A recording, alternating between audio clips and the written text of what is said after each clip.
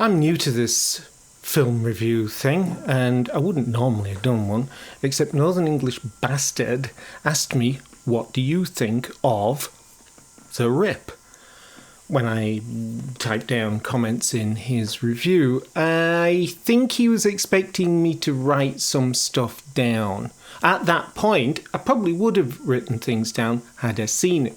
But it did occur to me that, hell, why not try a review? I've done a review of a guitar in the past, and I've done a review of a pedal in the past. And adding a film to that list might not be a bad idea. So, this is it.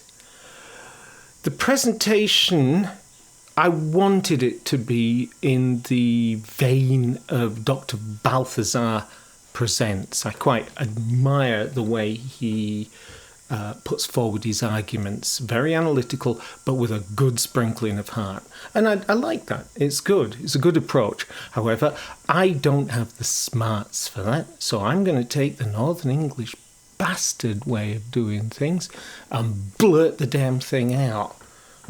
Seems to work for him, so why not give it a try? Since this is my first review of a film, I thought it's best to actually get the graphics right. So no expense spared, on to the next section. I think the best way of explaining who I am isn't location or background or anything. In a film review, it probably is, what films do I like? So here's my top 10 of all time. Shaolin Soccer, Kung Fu Hustle, Your Name, Children of Men, The Thing, Shall We Dance, the Japanese version, not the trash American remake, Stalker, Constantine, I never can quite figure that one out, and Tokyo Story. I was looking at this list earlier and I was thinking, gosh, there's a lot of foreign films there, until I realised, well, America is a foreign country as well, so they're all foreign. The Rip is a film starring Matt Damon and Ben Affleck, using their moderately new production company. They've done a few films before. I've watched a couple of them and didn't think much of them. So I actually came into this film with only modest expectations. They chose Joe Carnahan to direct it. So I had to look him up. His name didn't ring a bell. He did Boss Level. Boss Level, for me, was 8, 9 out of 10. It was an awesome film. If you haven't seen it, I fully recommend it. It got 6.8 on the IMDb Richter scale, which happens to be the same result as The Rip currently has at the moment. What is this film about? Now, normally you get a plot summary at this point, but I don't think plot summaries are the way to go, and so I'm going to tell you what I think it is about, not what it's about. It is about trust and the lack of trust. It's about deception. It's about temptation.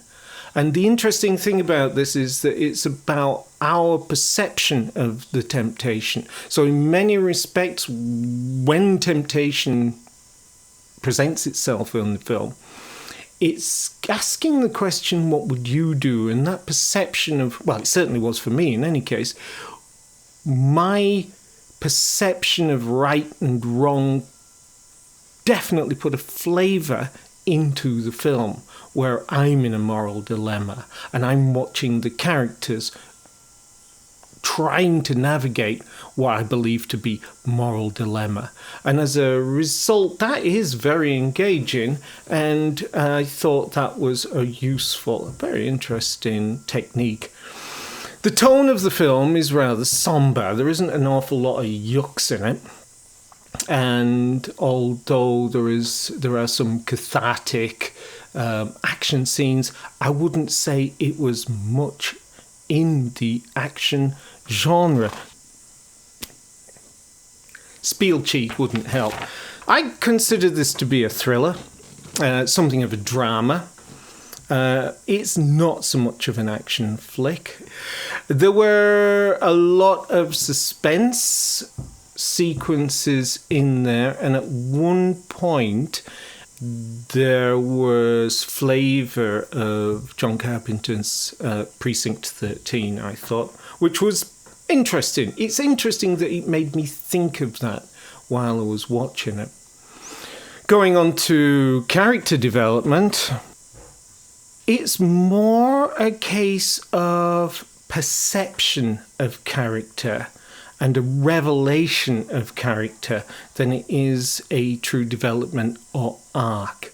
Again, it's more to do with how we are perceiving the events that are taking place rather than anybody actually changing during the film. So it's definitely kind of onion layers, as it were, as opposed to what you'd normally consider to be a character arc. Having said that, as the characters are revealed, then you do get a similar effect. Did I care? Did it engage me? Yes. I've got to admit that this is an odd thing to try and get to grips with. The very act of watching this film with the purpose of doing this review meant that I approached watching the film in a very different way. You know, I didn't watch the film just entertain me. I didn't sit back and everything will be fine, just roll with it. I went in taking mental notes and trying to analyse and trying to remember points that I'd want to bring up later on. Now, in many respects, the fact that I forgot to do that is not a bad thing. It did mean that the film sucked me in. So, did I care? I'd say the answer is yes, I did. It was engaging, and I did lose myself in the movie magic. So, yeah, what the hell? My overall impression would be, on a scale of crap through tolerable to popcorn, pleased I watched it, watch it again, I'd say, yeah, it's somewhere between popcorn and pleased I watched it. I won't be watching it again, and honestly, yeah, it was good. Conclusions! Yes, we finally got there. Can I recommend it? Yeah, you got some popcorn. You got a Saturday evening to kill. You got Netflix. Then, yeah, by all means watch it. I don't think you'll be too disappointed. I did come across now, was it a plot problem or was it my attention problem? My lack of understanding of what was going on as opposed to the lack of it being made clear in the film. There are three elements to this film. There are three groups, as it were. The police, the drug cartel, and the mysterious other. Now, I understand where the drug cartel come in. I understand where the police come in. I understood that there was a mysterious other. But the next day I was thinking about it and I was thinking, well, how did they get involved? And for the life of me, thinking back, and I'm not watching the film again to see if I missed it or not, I can't figure out where they came in. However, it is a roller coaster ride in that regard. You don't get off and look at the scenery. It just keeps ploughing on. And as regards the spectacle of the journey, yes, I was certainly distracted enough to not really care at the time, why is this third mysterious party involved at all? So, yeah, that was something I thought of afterwards, probably because I was writing down some notes. But maybe I missed something. So if anybody watches this and you do have the answer to what made the mysterious third party involved in this entire plot, then yeah, just write down. I'd be interested in knowing. Like I say, I'm not interested in watching the whole thing again. And that's about it. Oh gosh, it's a film review. I probably need a catchy slogan or something. Just give me a second. Whether you bastards or not. No. Love your face, Kimmas. Damn. That's all I've got for No. I think I'll just go feed the chickens.